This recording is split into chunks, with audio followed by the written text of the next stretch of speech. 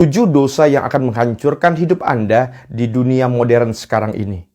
Saudara yang terkasih dalam Tuhan, kita tahu bahwa sesuai dengan ajaran Alkitab, khususnya dalam surat Roma dikatakan bahwa upah dosa adalah maut. Dan di zaman modern sekarang ini, ada banyak sekali dosa yang dianggap sebagai sesuatu yang biasa saja, sesuatu yang lumrah, sesuatu yang mungkin dianggap normal, dan banyak sekali terjadi dalam kehidupan bermasyarakat sekarang-sekarang ini. Apa saja ketujuh dosa tersebut? Yang pertama, perzinahan dan percabulan. Unik ketika melihat sebuah data yang mengatakan bahwa ketika seseorang sudah berpacaran lebih dari 1 tahun, maka 70% dari mereka sudah pernah melakukan hubungan seks di luar pernikahan. Tentu saja kita sadar, jangankan menurut kata Alkitab, menurut hal yang kita pahami secara moral bahwa hubungan seks di luar nikah adalah sesuatu yang salah. Tetapi sekarang ini, ketika orang sudah jatuh dalam dosa perzinahan, mereka pun menganggap itu hal yang normal, hal yang biasa, tidak perlu minta ampun akan dosa tersebut. Bahkan beberapa orang bangga bahwa mereka sudah melakukan hubungan tersebut dengan orang-orang tertentu. Bukan hanya perzinahan, tapi juga percabulan.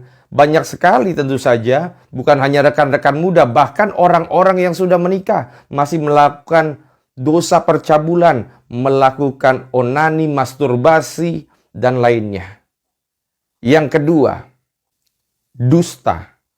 Ini menjadi sesuatu yang sekarang ini adalah hal yang dianggap normal, dianggap sebagai sesuatu yang biasa. Misalkan ditanya lagi di mana, terus kita bilang on the way, padahal kita masih di rumah. Tapi ngakunya kita sudah dalam perjalanan menuju tempat yang kita mau datangi. Dan itu adalah sesuatu yang sifatnya dusta. Dan kita tahu bahwa iblis adalah penipu ulung.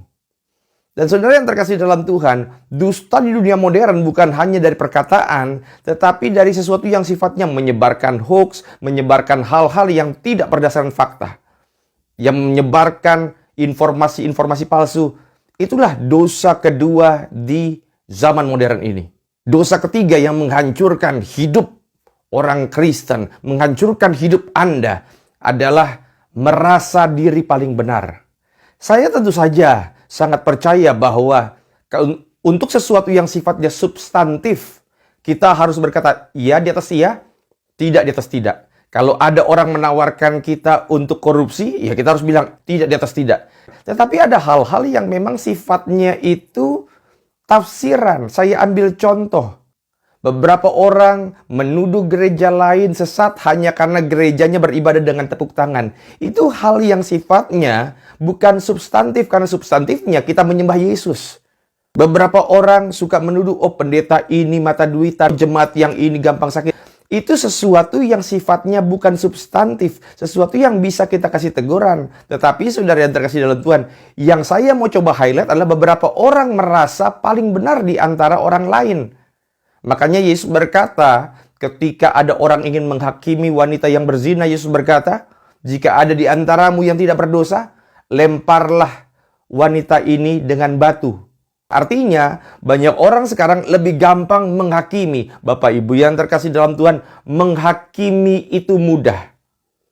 Tetapi sebelum kita berbicara, cari dulu faktanya. Kalau kita memberikan nasihat, berikan dengan kasih, bukan dengan dasar menjatuhkan dan merasa saya lebih benar dibandingkan dengan yang lain. Yang keempat, dosa bullying atau membuli seseorang. Dan saudara tanpa sadar ada banyak kasus-kasus pembulian, bukan hanya kasus besar di mana orang dipukul, anak SD kemudian dikeroyok sama teman-temannya, itu kasus yang memang besar. Tetapi ada hal-hal yang dimulai dari hal-hal yang kecil. Misalnya kita mulai menyingkirkan seseorang dari pergaulan, kita mengajak teman-teman kita untuk tidak bergaul kepada orang tersebut dengan alasan-alasan yang konyol, misalnya tidak satu ras, tidak satu agama, tidak satu komunitas kumpulan. Dan yang namanya bullying itu ada yang benar-benar sifatnya fisik, ada yang sifatnya itu perkataan. Dengan menghina postur badannya, ada yang menghina raut wajahnya dan lain-lain. Itu namanya bullying. Dan saya doa supaya setiap kita tidak menjadi korban daripada kasus pembulian, tetapi lebih dari itu, kita juga tidak sebagai pelaku dari kasus pembulian. Yang kelima, playing victim. Apa itu playing victim? Playing victim adalah merasa diri sebagai korban. Kalau saya terkena masalah, kalau saya terlibat dalam sebuah kasus ini, pasti karena ada orang yang jahat sama saya.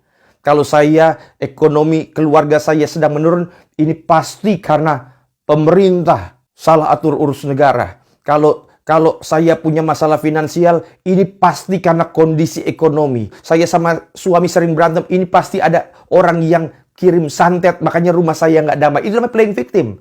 Ketika ada sesuatu terjadi, kita menyalahkan pihak lain tanpa mengintrospeksi diri kita.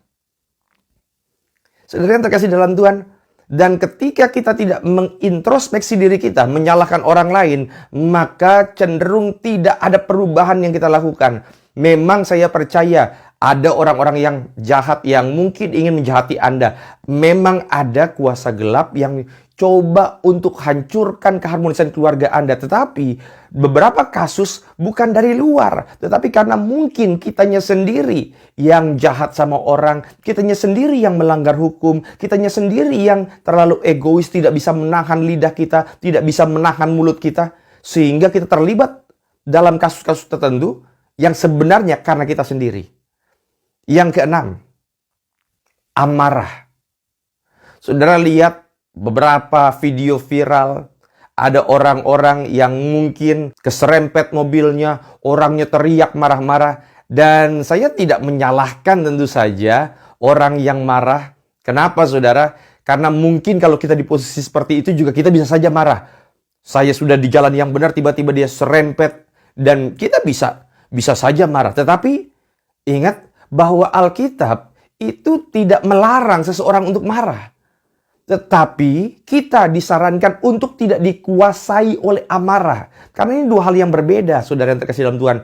Orang yang dikuasai oleh amarah adalah ketika kasusnya sudah terjadi, dia masih simpan dendam, masih simpan amarah. Akhirnya dia bongkar semua keburukan daripada lawannya di sosial media. Dia jelek-jelekin atas dasar amarah yang meluap-luap. Ada kasus yang baru terjadi karena cintanya ditolak, akhirnya dia meluapkan amarahnya kepada orang yang menolak dia dengan cara yang brutal. Ini yang saya sebut dengan amarah. Dan sekarang ini saudara, ada banyak sekali orang-orang yang dikuasai oleh amarah.